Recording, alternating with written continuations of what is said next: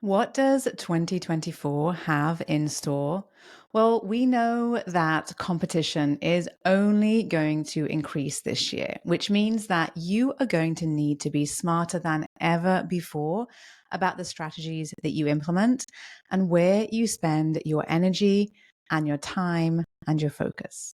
In today's episode, I'm sharing my top tips for how to stay relevant and profitable in a very competitive market. Well, hi there, I'm Seran Glanfield. I'm a business and marketing strategist just for boutique fitness studio owners like you. If you're ready to be inspired and make a bigger impact, you're in the right place. All you need are a few key strategies, the right mindset, and some support along the way. Join me as I share the real-life insights that will help you grow a sustainable and profitable studio. This is the Pilates Business Podcast. Welcome back to the Pilates Business Podcast. I'm Seran, and I'm so thrilled that you're here with me today because we are talking all about competition. And if you've been reading the industry updates and you've been seeing the trends, you will know that there is a lot of happening in our industry. And there's going to be a lot of studios opening their doors. There's going to be a lot of new brands entering into this space with lots of different offers that will, in some ways, in many ways, potentially compete with those wellness dollars that are currently coming your way. Now, I'm not here to fearmonger at all. The reason why I'm talking about this with you today is because I know that you have the ability and the power to get ahead of the competition. And I know that you are able to withstand whatever comes your way, especially if you've been in business for a number of years. So I want to make sure that you're ahead of the game here and that we are making sure that every opportunity that comes your way, you're able to fully take advantage of. Now, first things first, I want to share with you the advice that I'm giving to everybody that I'm speaking to all around the world when it comes to where should I focus this year? What's the big thing for me to focus on inside of my business? And in the past, it might have been perhaps focusing on getting teachers or training teachers, which is still, what are the things that we want to make sure we're focused on an ongoing basis. But this year, truly, it's going to be all about staying relevant and staying top of mind. And all of that has to do with your marketing messaging, and your marketing strategy. It is going to be imperative for you to take whatever time and energy and money that you're putting into your marketing efforts and making sure that they are getting you the results that you are looking for, because you do not have the time for trial and error or perhaps for copycat approach to try to see if something is working. You need to have strategies that are going to help you to move your business forward, to scale your business in a way that is simple and easy for you, and so that you can take advantage of, like I said, this opportunity that we are seeing in the industry. So let's start off. I have quite a bit I want to talk to you about today, but I want to make sure we cover it all. So I want to start off by talking about some of the trends that we are seeing right now in the industry. If you haven't had a chance to catch up on some of that light reading, I want to give you a bit of an outlook as to what we're seeing and what I'm expecting to happen over the course of 2024 and beyond. And then I'm going to share with you four different strategies that and focus areas that will help you to stay relevant and profitable. And this is really critical because I do not believe at all that you should be sacrificing your profit or your wellness, your own well-being for your business. And I do not think that you need to do either of those things. And so that's why I'm all about what is smart and sensible for your sustainability of your business. Okay. So let's dive in and talk a little bit about what I'm seeing in the market right now. Now, the trends are, there's lots of trends. There's lots of trends right now. And what we are seeing specific to boutique fitness is an increase in specialized experiences. We're seeing people are increasingly seeking more personalized and unique journeys that align with their very specific fitness goals and interests. And what that means is we are seeing that people want to have more customized, more specialized programming and plans.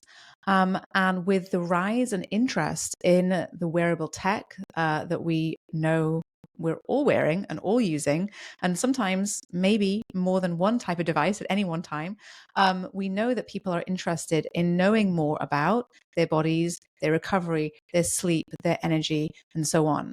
And so that tells us that there is a lot of interest in more specialized, more personalized programming that are very unique and tailored to your individual client's needs, which means that we're moving away from that generic trend. We're moving more towards you recognizing that everyone has unique challenges and that we need to perhaps support individuals in overcoming some of those challenges, whatever they may be, that in order to help them to reach their goals. So we are definitely seeing a rise in more specialized experiences. We're also seeing, in terms of consumer behavior, we're seeing a phenomenal shift towards not just the physical benefits of movement and well-being, but also towards well-being, wellness, and holistic health as a whole. And we've seen the interest and the rise in recovery services. In fact, we're seeing quite a lot of studios move into offering or plan to offer some recovery services or offerings over the course of this year. And because of this big shift in focus, not just from the physical benefits of movement and wellness and well-being, but also on the mental and long-term longevity benefits of movement and well-being, that we're seeing a balance, that sort of balance out into being aware of those recovery, the recovery time and recovery efforts as well. And so we might see people move into perhaps being able to add additional services or offerings or classes that help to perhaps support your existing movement offerings from existing classes or existing sessions with some additional sessions that are more recovery based. And you can do that within the four walls of your studio or in your virtual studio as well. And this is something that we are seeing, like I said, a tremendous amount of interest in from a consumer behavior perspective around the world. We also are seeing a preference for very community-centric environments. So we're seeing, what that means is we're seeing people be more excited than ever before about being a part of a community within a workout group or club or studio. And that sense of belonging and connection is increasingly important to people when they're looking for a place to become their kind of home for their workouts. And you will find that much of the studies that we are seeing right now are coming back with that community being a big component, a big driver of retention for studios. So consumer behavior is telling us that people are looking for perhaps a more rounded experience, a more specialized experience tailored to their unique goals that also offers them more than just that workout time. They're looking for a community, and they're also looking for perhaps some add-on services. Now, in terms of competition, as I've mentioned, the number of boutique fitness studio owners has grown significantly over the course of the last year, and we do expect that to continue. Many of the franchises in our space are planning hundreds and hundreds of new studios, which means that you need to be aware of what that might look like and what that might mean for your studio business. And so we may well be on the precipice of market saturation in some areas. And so it's going to be really important to adapt and evolve so that you are not comparable to your competition, right? What we're looking for here, or what I'm suggesting here, is that you consider ways to differentiate yourself.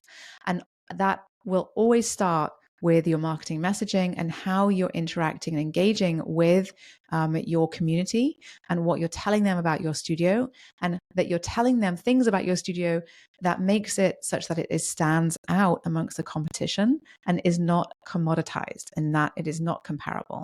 So it's really important to adapt, to the environment that we are in, and to be very aware and to perhaps even lay some of that groundwork before it becomes a problem for your business.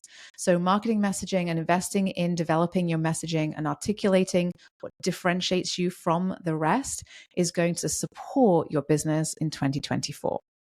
Now, with that growth and with that comes some opportunities as well. This is going to support your business for years to come. These changes and adapting this year, over the course of this year, is going to mean that you are stronger, not just for this year, but for every year thereafter.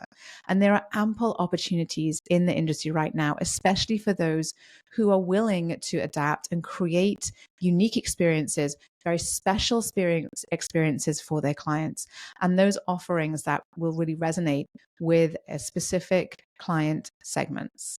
So as we move forward, sort of understanding and thinking ahead and thinking big picture will be really the key to not just surviving, but truly thriving and being a part of the opportunity that exists in our industry.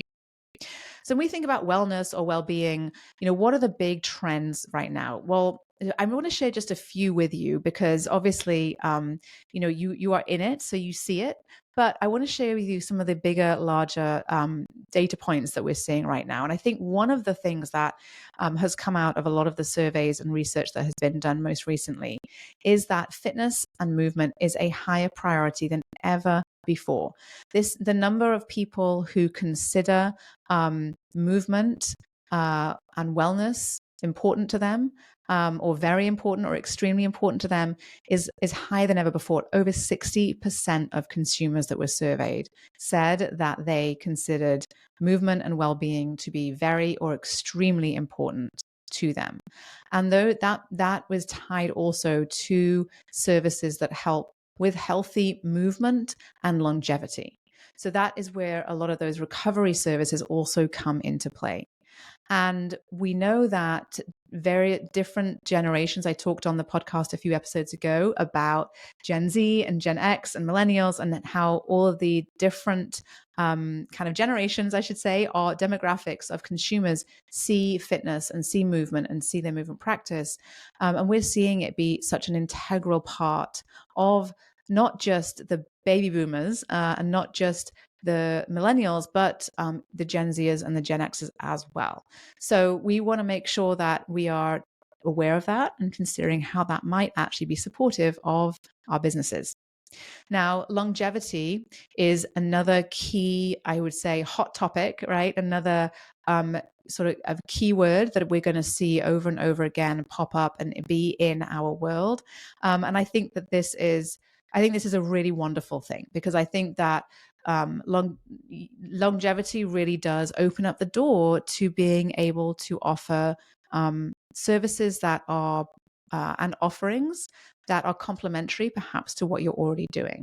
And I know that so many of you have so much expertise and knowledge in how to feel good in your bodies, or how people can feel better in their bodies, that actually goes beyond often what you're teaching in your classes. And I think this focus on the broader, not just looking toned or building muscle, but also considering the impact of how to age well, right? And how to move well longer is only going to be very, very supportive for your businesses. And this is actually something that is not just unique to an older demographic. It is actually spurred by both younger generations who are actually seeking more preventative solutions, as well as, those perhaps in the older kind of age category who are seeking to really make a big impact on their longevity. The other trend that is getting a lot of traction, and I think, again, very rightly so this is all very positive, I think, for all of us, is women's health. And historically, women's health has been underserved and very underfunded. But today, what we're seeing is that for those for those who are in that industry and who are entering into that industry, we're seeing a tremendous amount of interest and a tremendous amount of success, because purchases of women's health products are on the rise across a range of different needs. And, I do still think, and what we see is that there is still a tremendous amount of unmet demand for products and services that serve women's health. And don't forget, this is often a demographic that is very motivated, and perhaps even has a higher level of or a certain level of disposable income that they are willing to spend on their well-being. So women's health products include things like menstrual care products, fertility support, pregnancy and motherhood products, as well as menopause, as something that has been particularly overlooked. So this is I think, a very positive thing for all of us, and something that, if this is something that you have an interest in and have expertise and knowledge in, this is a huge area of opportunity for you. Now, the final two trends are things that we have been, I think, probably been in our kind of world and we've been aware of for a while, but that is starting to sort of trickle down into sort of the more general population. And we're seeing some more niche offers around, yes, recovery, yes, longevity, but gut health is also something that is coming up increasingly as a focus for many, many people. And that nutrition component, the supplements, good supplements, really, I think, are an area that we cannot ignore. And we know that people are interested in learning about how they can better themselves from the inside out as well. And so what we see from the data is that over 80% of consumers report that gut health is vital to their well-being. This is a huge shift in what people are aware of. Over 50% of those people actually anticipate it will be an even higher priority for them over the next 2 to 3 years. So you can start to get a feel for where people what people are thinking when it comes to their well-being. It's not just about burning calories like it might have been 15 years ago. We have a far more educated consumer base who are interested in a wider variety of wellness topics and are interested in sort of a more holistic approach. And finally, that also includes the final topic I want to share with you today, which is sleep. If you have ever tracked your sleep with any device, it is absolutely fascinating. And I think that what we're finding is that a lot of the general population agree. In fact, we're seeing increasingly that this is a topic of interest, not just for those who are really focused on their health and wellness. So if you are an elite athlete, this is something that you have never overlooked. But for most people, at some point in their life, they may have put their sleep patterns and sleep schedules on the back burner. But we are seeing increasingly that this is shifting and that people are more focused on their sleep quality than ever before. And in particular, they're looking for products, services, and offerings that address perhaps concerns around sleep, and that also help cognitive functioning and stress and anxiety management as well. And so all of this we know you can help with all the things that you are already doing in your studio, but I'm pretty sure that you have a significant amount of expertise that will be able to support them in all of these areas as well. Okay. So now that we know what the trends are and what the consumers are looking at and thinking about, and that's really a really helpful insight to have, right? We can think about how we can use that to build and grow your business over the course of this year and the coming years. So a few strategies I want to share with you, okay? Number one, I've already mentioned it on this podcast today, and I will continue to talk about this a lot over the course of this year, but there's going to be a tremendous amount of power in differentiating yourself from others.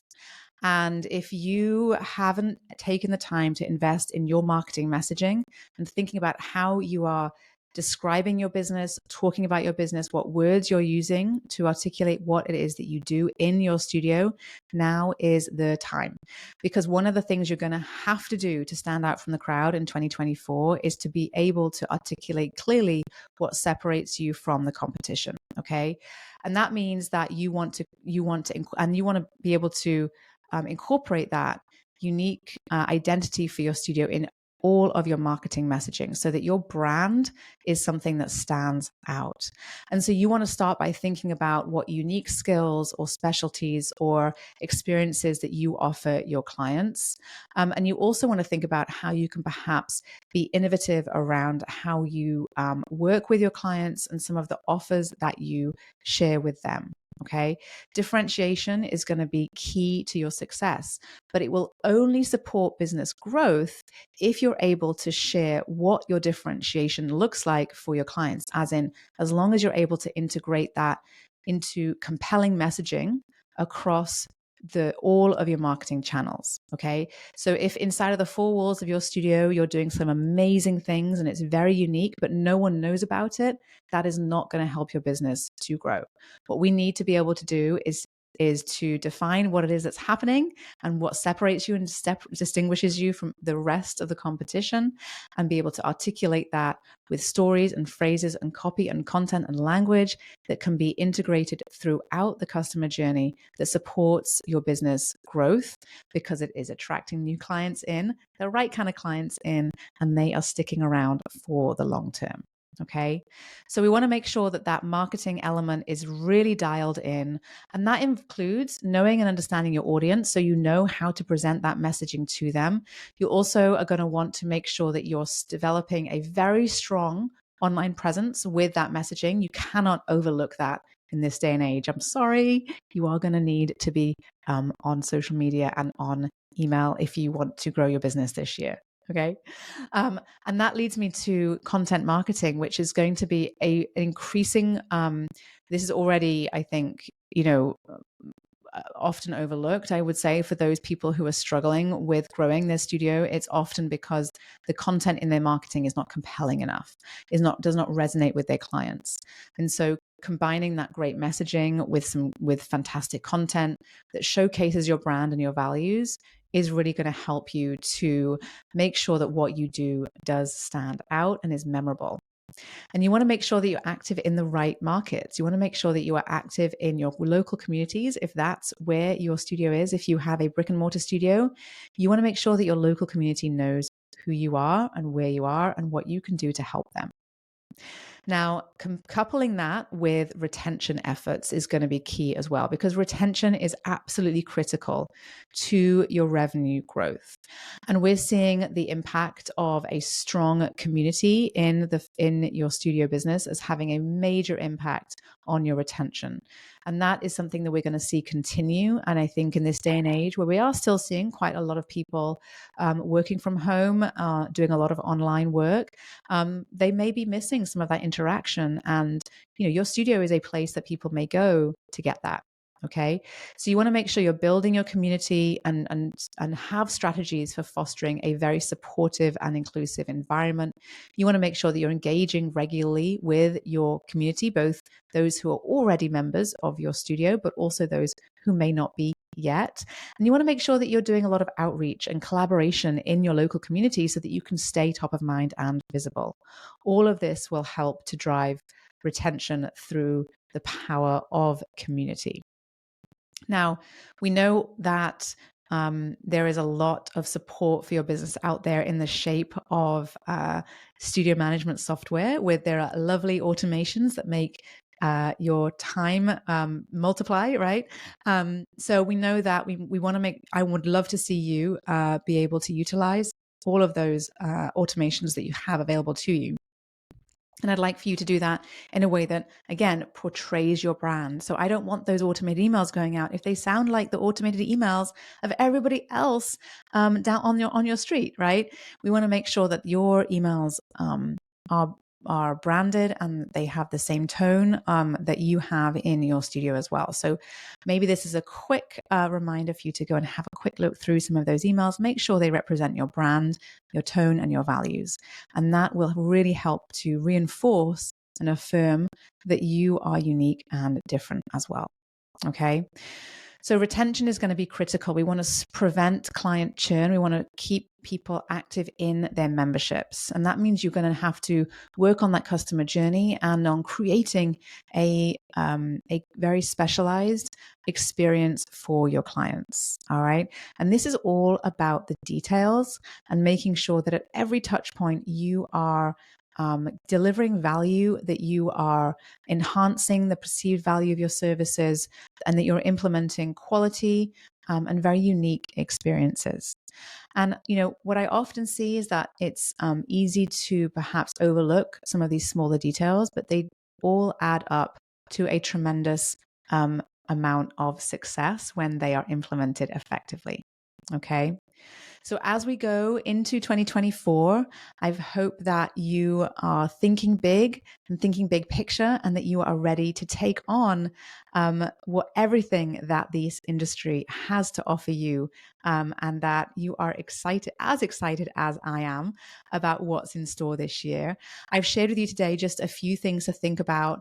And as you go around about perhaps implementing some of these ideas and thinking about how you could implement some of these ideas, keep listening into this podcast, because I've got a lot of new ideas and innovation coming your way when it comes to how you can build and grow your boutique fitness studio business in 2024. So I hope this is helpful to you. If you love what you heard today, pop in to wherever you're listening to this and rate and review this podcast. It would mean a ton to me. It would help to get this podcast out there into the community so that more teachers and business owners just like you can get the support they need.